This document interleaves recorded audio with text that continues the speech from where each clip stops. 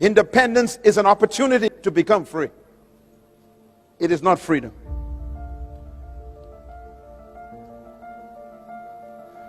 They were delivered from Egypt.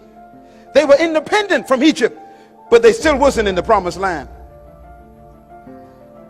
You are not yet in the New Guinea that God promised you yet. Because that Papua New Guinea requires a new kind of mentality.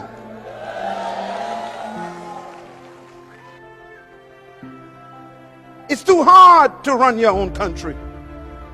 It's too difficult to take responsibility for your own future. Take us back to a place where other people ran our lives. We didn't have to think. Take us back where they provided peanut butter and cheese.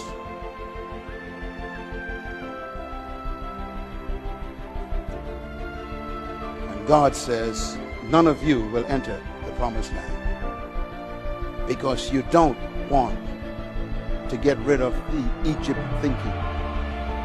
So he led them for 30 years. Do you know why?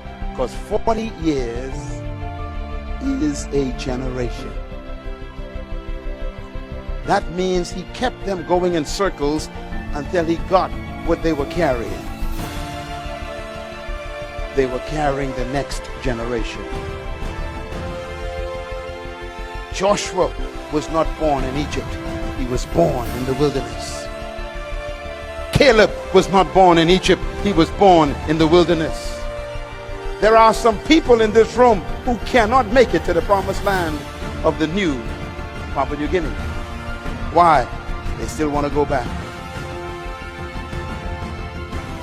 I'm not talking to you. I'm talking to the one right behind you.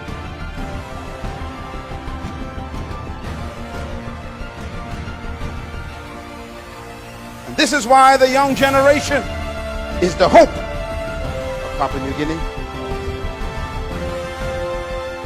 And I say to the older members of this great country, ask God to change your mind. Ask him to deliver you from the scent of oppression. Ask him to give you a miracle, not in your body, but in your mind. Because their mind kept them out of the promised land.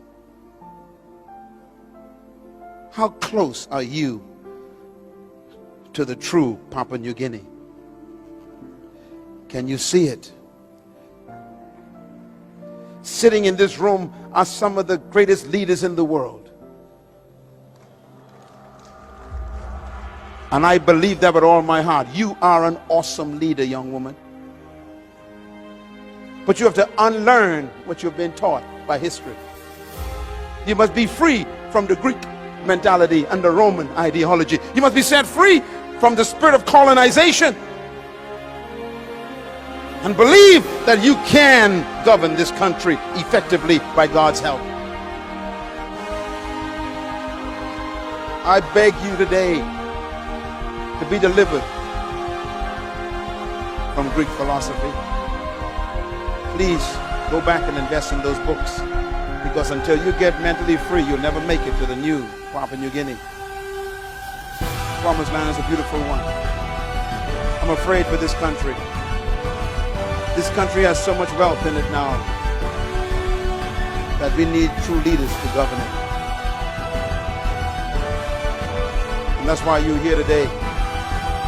Maybe God is preparing you to go into political life, to govern this country in the fear of God, intellectually stimulated by the truth about yourself, where you do not harm people for your own private ambition. And so Jesus was living in a colony ruled by people who oppressed and dominated humans. His disciples, which means students, he was trying to change their thinking, just like we're doing today. And one day they were sitting down just like this, and he heard them talking to each other. And they were arguing. Which one of us is the greatest? They must have been from Papua New Guinea. Always want to know who's in charge. Fighting over positions.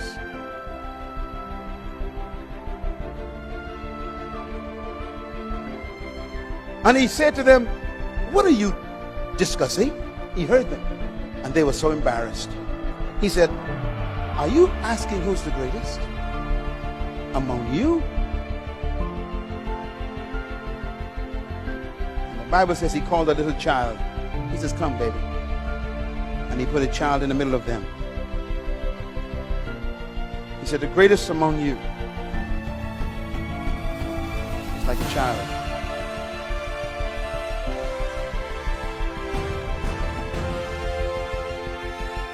A child never desires power. Never be jealous of someone because you don't know what it costs them to get where they are. Can you drink the cup they drink? Leaders don't become jealous of other people's positions.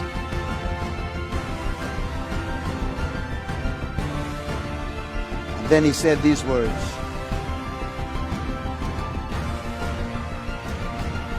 To sit on my right and my left is not mine to give. These places belong to those for whom they have been determined by my Father. That means you can't even pray to Jesus for a position. Because in my kingdom, if you want to be a great leader, you must become the servant of everybody.